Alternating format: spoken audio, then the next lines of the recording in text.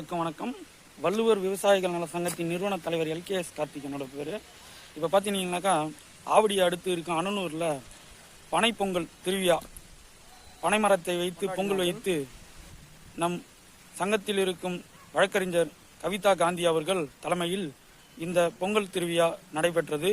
பனை மரத்தை பாதுகாக்க வேண்டும் என்று ஒரு நோக்கத்துடனும் பனைப்பொருள்களை அரசு மானிய விலையில் ரேஷன் கடைகளில் விநியோகம் செய்ய வேண்டும் என்று ஒரு நோக்கத்துடனும் இந்த திருவிழா நடத்தப்பட்டது.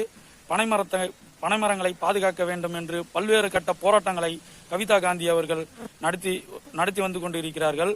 போராட்டங்கள், ஆர்ப்பாட்டங்கள், அரசுக்கு கவனம் செலுத்தும் வகையில் நிறைய போராட்டங்களையும் நடத்தி வருகிறார்கள்.